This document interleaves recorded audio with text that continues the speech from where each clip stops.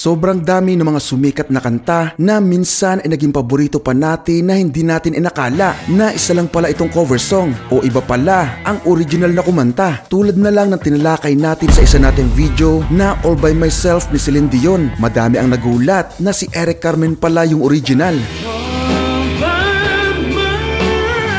Tapos mayroon namang mga sumikat na kanta na alam naman nating isang cover song, pero dahil sa sobrang ganda ng pagkaka-cover, mas nagugustuhan pa natin yun kaysa sa original na version ng kanta. Tulad na lang ng More Than Words ng Extreme na kinover ng Westlife na halos mas sumikat pa dati sa Pilipinas dahil na rin siguro sa sobrang patok ng mga boy bands noong araw.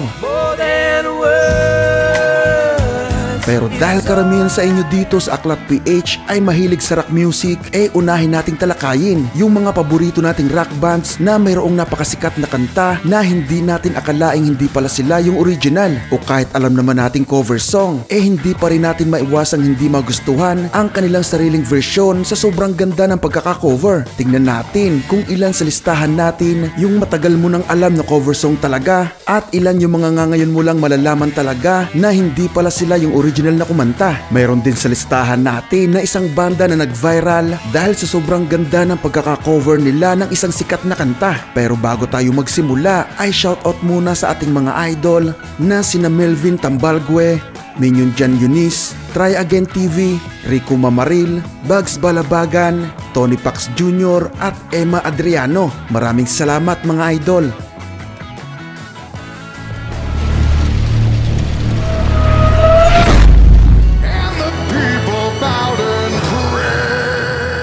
Unahin na natin itong napaka-obvious na cover song ng bandang Disturbed ng napaka-classic na kanta ng Simon and Garfunkel na Sound of Silence, originally released noong 1964 sa album na Wednesday Morning 3 AM ng Simon and Garfunkel na ginawa ng napaka-astig at makatayong balahibong version ng Disturbed na kasama naman sa kanilang pang-anim na album na Immortalized noong taon ng 2015. Naging number 1 to mga idol sa Billboard Hard Rock Digital Songs at sa Billboard Mainstream Rock Charts. Ang matindi pa niyan mga idol ay inendorso pa mismo ang cover song na ito ng original na sumulat at kumanta na si Paul Simon. Nag-email pa ito sa bokalista ng Disturbed para lang purihin ang banda sa napakagandang live performance ng mga ito ng kanta sa isang American talk show na Conan. Sobra namang nagpasalamat si David Draiman at sinabing sobrang laking karangalan sa kanya na purihin ng isa sa mga greatest songwriters of all time.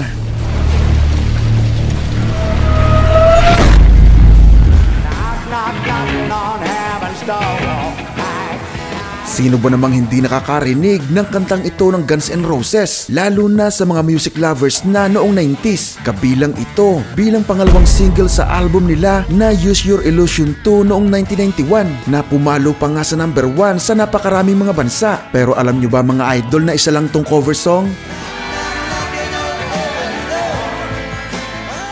Nilikha ito ni Bob Dylan para sa soundtrack ng pelikula noong 1973 na Pat Garrett and Billy the Kid. At syempre ay naging hit din ito dati at naging isa sa mga pinakasumikat na kanta ni Bob Dylan. Kinover din ito ng mga katulad ni na Eric Clapton at iba pa.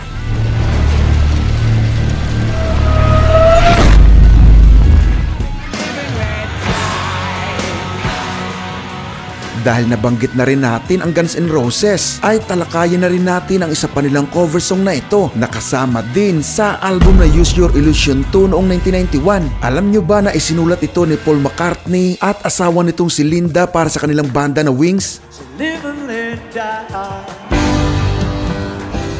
Naging isa ito sa mga pinakasumikat at pinakaunang rock songs na ginamit sa mga film series na James Bond. Ito ang ginamit na soundtrack ng James Bond Live and Let Die noong 1973 na kahit pumalo lang sa number 2 ng Billboard 100 ay naging number 1 naman ito sa 3 pang major charts ng Billboard.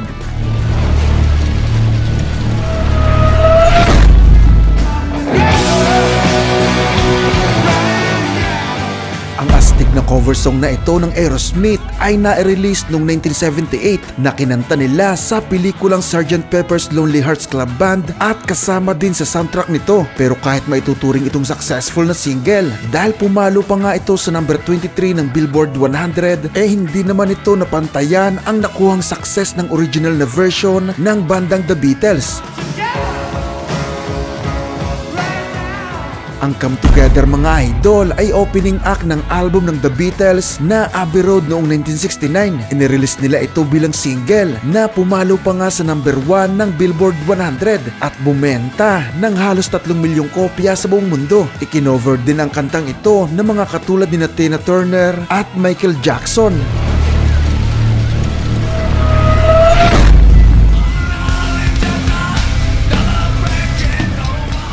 Marami ang nagsabi na sinira ng Korn ang naturang kanta, pero dahil lumabas ang cover song na ito noong kasagsagan ng kasikatan ng new metal, ay asahan mong marami din ang magsasabi sa iyo na mas gusto nila ang version na ito ng Korn kaysa sa original. Isa itong napaka-legendary na kanta ng legendary din na bandang Pink Floyd na isinulat bilang protesta sa corporal punishment o physical punishment, lalo na sa tahanan at mga school. Kabilang ito sa kanilang album na The Wall noong November 30, 1979 at inirelease din bilang single na nagawa pa nga mag-number 1 sa Billboard 100 at bumenta din ng mahigit sa 4 na milyong kopya sa buong mundo.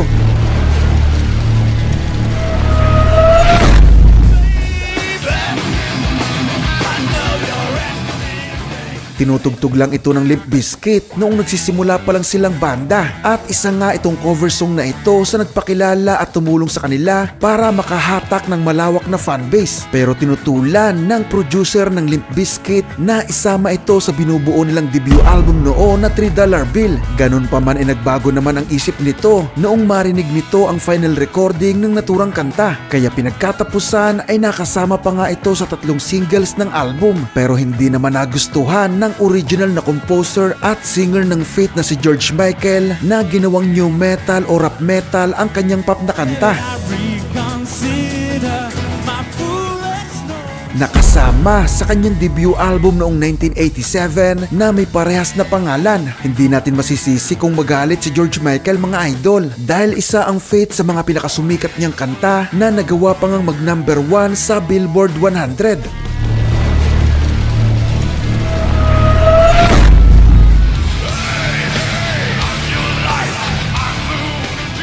Sa listahan natin, isa ito sa hindi ako sure kung isinama ito ng Nickelback sa isa nilang album. Nilagay ko ito sa listahan dahil kahit napakaraming haters ng bandang ito ay hindi naman nila naiwasang hindi humanga noong biglang nag-viral kailan lang ang cover song na ito kahit kinanta pa ito ng Nickelback sa mga live performance nila noong 2008 pa. Ang Sad But True mga idol ay kanta ng sikat na bandang Metallica. Nakasama sa kanilang panglima at self-titled album noong 1991 na Metallica, nakilala din sa tawag na The Black Album. Pumalo lang ang kantang ito sa number 98 ng Billboard 100 pero hindi naman maitatangging isa ito sa mga tumatak na kanta ng banda.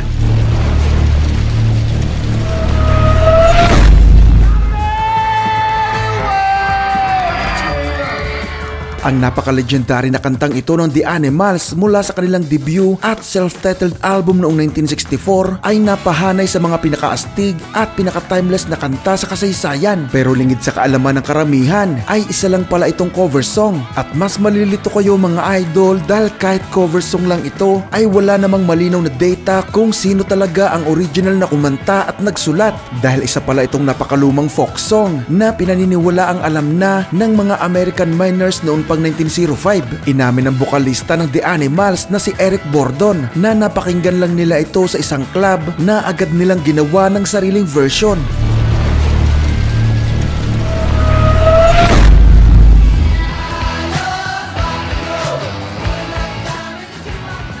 noong lumabas ang pangalawang album ng Joan Jett and the Blackhearts na I Love Rock and Roll noong 1981 ay biglang nag-hit ang single nito na may parehas na pangalan na umabot pa nga sa number 3 ng Billboard 100. Kaya naman ay marami talaga ang nag-akala na isa ito sa kanilang mga original na kanta. Pero ang totoo niyan mga idol ay una na itong na-record ng British rock band na The Arrows noong 1975. Pero kasama ang palad nga lang hindi ito nakakuha ng success.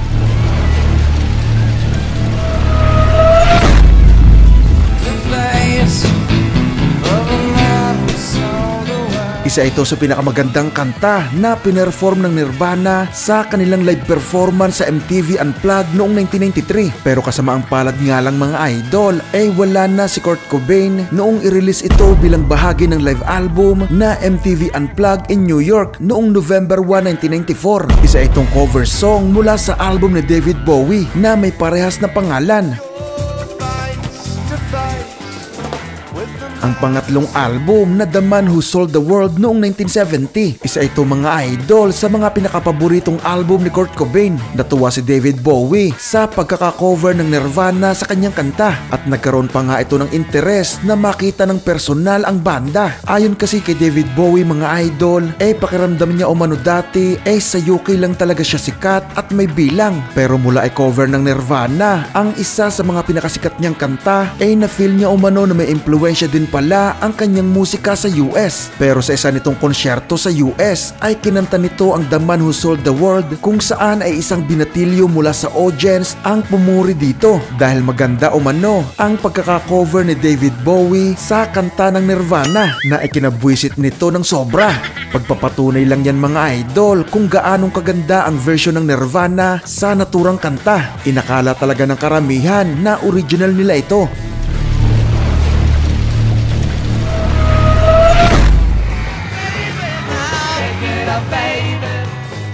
Kung isa kang tagahanga ng The Beatles, siguradong isa ito sa pinakatumatak sa iyo na kanta ng banda dahil isa ito sa mga pinakaunang kanta na nagdala sa kanila sa tugatog ng tagumpay. Kasama ito bilang single sa kanilang debut album sa UK na Please Please Me noong 1963. Marami ang hindi alam na cover song lang ito at hindi original na kanta ng The Beatles. Marami din ang may alam na cover song lang ito pero ang pinaniniwalaan nilang original nito ay ang Isley Brothers.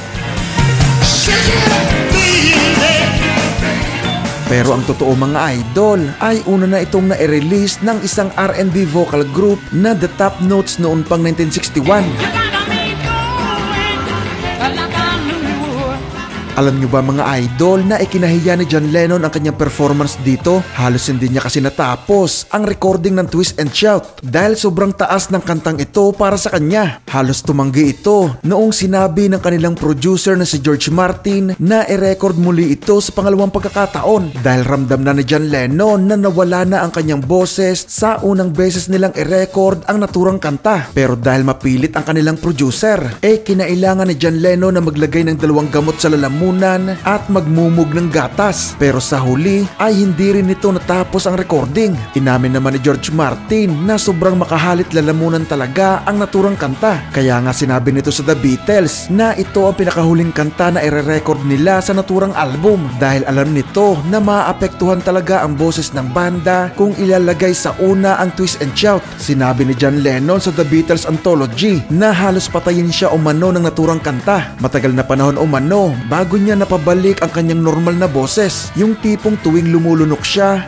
para umano siyang lumulunok ng liha. Ganun pa man ay sobrang sulit naman nun mga idol dahil isa nga ito sa mga kanta na nagdala sa kanila sa rurok ng tagumpay at itinuturing pa nga ito na the most famous single take in rock history.